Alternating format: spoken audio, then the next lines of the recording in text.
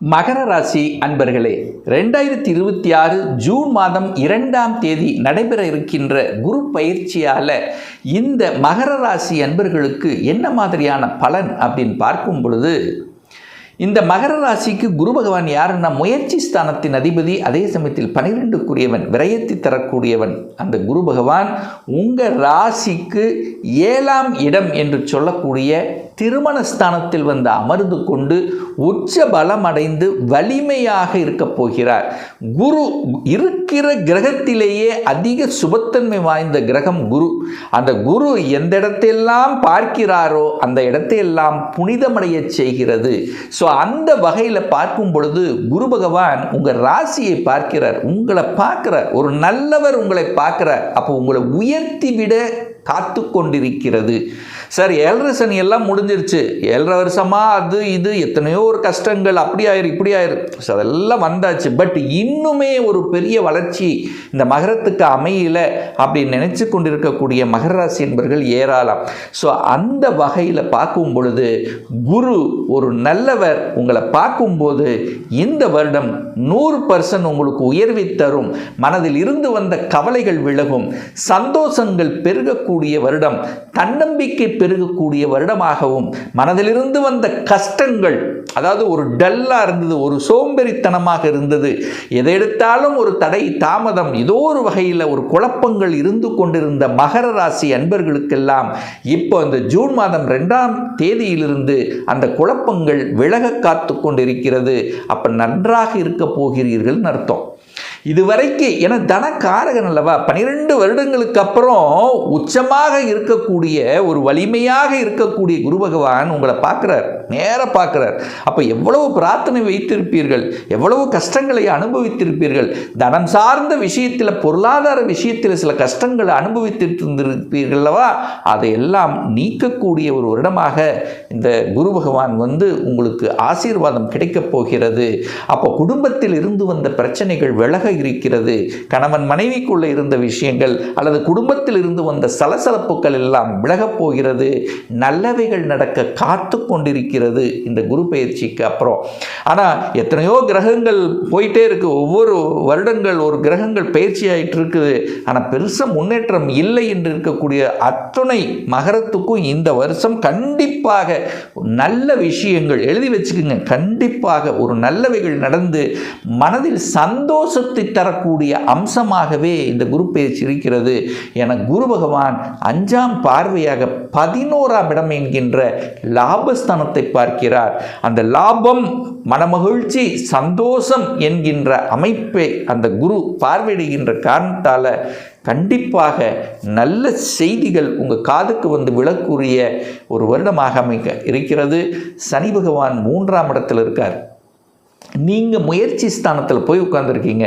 முயற்சியால் வெற்றி பெறும். இந்த வருடங்கள் நீங்கள் எடுக்கக்கூடிய முயற்சிகள் தோல்வி அடையாது, வெற்றி தான். ஏன்னா சனி என்கின்றவர் உங்கள் ராசிநாதன். அந்த சனி பகவானை குருவும் பார்க்கிறார். அப்போ ராசியையும் குரு பார்த்து, ராசிநாதன் என்று சொல்லக்கூடிய சனியை பார்க்கக்கூடிய நிகழ்வுங்கிறது இந்த வருடம் உங்களுக்கு அமைப்பெறுகிறது. ஒரு அற்புதமான அமைப்பு, நல்லவைகள். அதாவது நீங்கள் இதுவரைக்கும் நான் உயர்வே அடையலை சார், ஒரு அங்கீகாரமே கிடைக்கல சார், நல்லா உழைக்கிறேன், நல்ல வேலை செய்கிறேன், ஆனால் ஒரு நிறைவு அடையவில்லை, ஒரு பெயர் கிடைக்கல, ஒரு புகழ் கிடைக்கல, ஒரு கௌரவம் கிடைக்கல அப்படின்னு இருக்கக்கூடிய மகரத்துக்கு நிச்சயமாக ஏற்படுத்துங்கிறதில் மாற்று கருத்து இல்லை.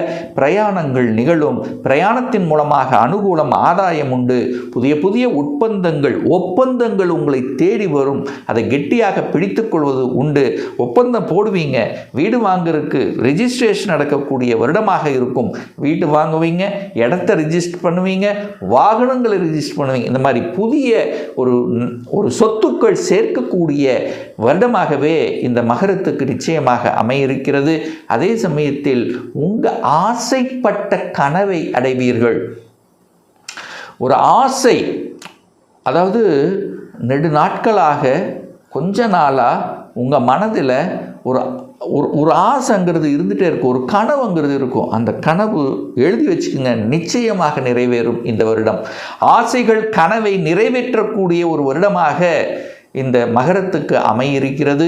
பூர்வீகத்தின் மூலமாக, பூர்வீக சொத்துக்கள் மூலமாக நல்லவைகள் நடக்கக்கூடிய அமைப்பு, பூர்வீகத்தில் கலந்து கொள்ளக்கூடிய நிகழ்வுகள், தெய்வ அனுகூலங்கள், அதாவது உங்களுடைய குலதெய்வம்னு சொல்லுவான் பார்த்தீங்களா, அந்த குலதெய்வ நிகழ்ச்சியில் கலந்து கொள்ளக்கூடிய அல்லது குலதெய்வத்துக்காக ஏதாவது ஒன்று செய்யக்கூடிய ஒரு நல்ல வருடமாகவே உங்களுக்கு அமையிருக்கிறது. கடனை எல்லாம் அடைப்பீர்கள். கடனை வாட்டி கொண்டிருந்த கடன் படிப்படியாக நிச்சயமாக குறையும். போன வருஷம் பார்த்தீங்கன்னா கடன் மேல் கடன், எதுக்கெடுத்தாலும் கடன், வாங்குகிற சம்பளம் எப்படியோ செலவாயிட்டிருக்கு, செலவு செலவு செலவு, கடன் கடன் கடன், பணத்தால் பிரச்சனை அப்படின்னு இருக்கிறவங்களெல்லாம் சரி செய்யப்படும். போன வருஷத்தை கம்பேர் பண்ணும்போது இந்த வருஷம் ஒரு அற்புதமான வருடமாக இந்த மகரத்துக்கு அமையப் போகிறது. மிக முக்கியமாக திருமணம். இந்த திருமணத்துக்காக அதாவது தன் வயது உள்ளவர்களுக்கெல்லாம் திருமணம் ஆகிவிட்டது, எனக்கு திருமணம் நடக்கலை அப்படின்னு ஆதங்கப்பட்ட மகர ராசி என்பவர்கள் நிறைய பேர். நிறைய ஜாதகத்தை பார்த்தோம், நிறைய வரணை பார்த்தோம், செட் ஆகலை, அல்லது ஏதாவது ஒரு சொல்லி அது ஒரு தடை, ஒரு ரிசல்ட் கிடைக்கல. இந்த மாதிரி இருக்கிறவங்களுக்கெல்லாம் ஜூன் மாதம் 2க்கு அப்புறம் தடைகள் அத்தனையும் நிவர்த்தியாக போகிறது. டக்குன்னு நடக்க போகுது, டக்குன்னு ஜாம் நடக்க போகுது. திருமணத்தில் இருந்து வந்த தடைகள் விலகப் போகிறது. கணவன் மனைவிக்குள்ள அந்யோன்யம் இல்லாமல் ஏதோ ஒரு வகையில் ஒரு கருத்து வேறுபாடு, ஈகோ, அது மெயினாக ஈகோ தான், ஈகோ சார்ந்த விஷயங்கள் இருந்து வந்தெல்லாம் இப்போ புரிந்து கொள்ளப்படுவீர்கள். நம்ம கணவர் தான், நம்ம மனைவி தான், நம்ம சம்பாதிக்கிறது நம்ம குடும்பத்துக்காக தான் அப்படிங்கிற அந்த பொது நல்ல உணர்வுங்கிறது உங்கள் ஆழ்மனதில் கண்டிப்பாக உண்டாகும். அப்போ குடும்பத்தில் மகிழ்ச்சியையும் சந்தோஷத்தை தரக்கூடிய அமைப்பு, திருமணம் சார்ந்த சுப காரியங்கள் அல்லது வேறு மங்களகரமான விஷயங்கள், எத்தனை விஷயங்கள் இருக்குது. குழந்தை பாக்கியம் கிடைப்பது, குழந்தைகளுக்கு காது குத்துவது, அல்லது ஏதாவது ஒரு மங்களகரமான ஒரு நல்ல விஷயங்கள் உங்களுக்கோ அல்லது உங்கள் குடும்ப உறுப்பினருக்கோ நடக்கக்கூடிய ஒரு வருடமாக இந்த மகரத்துக்கு அமையும்.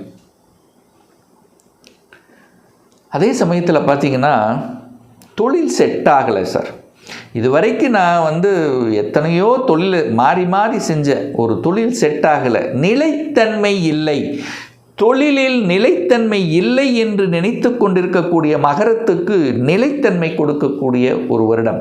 ஒரு ஸ்ட்ராங் ஒரு பேஸ் போட்டுருவீங்க, அதை பிடிச்சி அப்படியே அந்த நூல் பிடிச்சி அப்படியே அடுத்த லெவலுக்கு செல்லக்கூடிய வாய்ப்புகள் சந்தர்ப்பங்கள் இருக்கும். உங்களை தேடி உங்களை மீட் பண்ணக்கூடிய நபர்கள் மூலமாக சில நல்லவைகள் நடக்கும். நல்ல நண்பர்கள் கிடைக்கப் பெறுவார்கள். அதாவது உங்களுக்கு ஆப்போசிட்டில் உட்காந்துருப்பான் பாருங்கள், நீங்கள் மீட் பண்ணக்கூடிய நபர்கள் மூலமாக நல்லவைகள் நடக்கக்கூடிய அமைப்பு. 7ஆம் இடத்தில் குரு இருக்கு. கூட்டு தொழிலில் எண்ணம் உண்டாகும். நண்பர்களோட யாராவது கூட்டு தொழில், கணவன் மனைவி அல்லது 2 பேரும் சேர்ந்து அல்லது நண்பர்களோடு சேர்ந்து ஒரு கூட்டு தொழிலை செய்யணுங்கிற எண்ணங்கள். ஸோ இதெல்லாம் இந்த வருஷம் புதிய எண்ணங்கள் உங்கள் மனதில் தோன்றி புதிய அறிவார்ந்த நுட்பங்கள், ஒரு நல்ல ஸ்ட்ராட்டஜி பிளான் வகுத்து திறமையாக செய்யக்கூடிய நல்ல ஏற்கனவே தொழில் இருந்தீங்கன்னா நல்ல திறமைமிக்க தொழிலாளர்கள் உங்களுக்கு கிடைக்கப் பெறுவார்கள் அப்படின்னு நம்ம எடுத்துக்கலாம். சார் நான் ஒரு வெளியூர் போகணும், வெளி மாநிலம் போகணும், வெளிநாட்டில் போய் வேலை பார்க்கணுன்னா இந்த வருடத்தின் இறுதியில் அது நிச்சயமாக நடக்கும். ஸோ இந்த வெளிநாட்டு தொடர்புகள், வெளிநாட்டில் வேலை பார்க்குற நிகழ்வுகள், இது அத்தனையும் சிறப்பாக நடக்கும். முதலீடுகள் உண்டு, இன்வெஸ்ட் பண்ணுவீங்க. லாங் டேர்ம் இன்வெஸ்ட் அப்படிங்கிறது கண்டிப்பாக இருக்கும். உங்கள் மனசுக்கு பிடித்த சில நிகழ்வுகள் நடக்கும், அந்யோன்யம் இருக்கும். ஒரு சிலர் காதலுக்குள்ளே போகக்கூடிய வாய்ப்புகள் சந்தர்ப்பங்கள் கண்டிப்பாக உண்டாகும். காதலில் இருப்பவர்கள் காதல் திருமணம் செய்யக்கூடிய வாய்ப்புகள், குழந்தை பாக்கியம் கிடைக்கக்கூடிய அமைப்புகள், குழந்தைகளுடைய படிப்பு பிரமாதமாக இருக்கும். குழந்தைகள் அவங்க ஏதோ ஒரு வகையில் செட்டில் ஆகக்கூடிய வாய்ப்புகள் சந்தர்ப்பங்கள் இந்த வருடம் நல்லதாக இருக்கும். அப்போ படிப்பு, உயர்கல்வி இதெல்லாமே நல்லபடியாக அமையும். ஏன்னா குரு 11ஆம் இடத்தை பார்க்குறார். 11ஆம் இடம் என்பது ஆசைப்பட்ட நிகழ்வுகள். உங்கள் மனசில் என்ன ஆசை இருக்கிறதோ அந்த ஆசைகளை பூர்த்தி செய்யக்கூடிய ஒரு வருடமாக இருக்கும். அப்போ அதெல்லாம் வந்துடும். உங்களுக்கு தடைபட்டு கொண்டிருந்த விஷயங்கள் அதில் எல்லாம் வெற்றியாகும். ஒரு அரசாங்க எக்ஸாம் எழுதுனேன் சார், தோற்று போயிட்ட போன வருஷம். இந்த வருஷம் ஜெயிப்பானா?